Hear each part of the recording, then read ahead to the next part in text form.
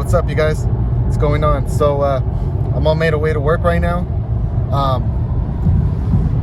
I got my coworker let me know that he has a Xr50 that's been sitting at his house for 4+ years outside in the elements.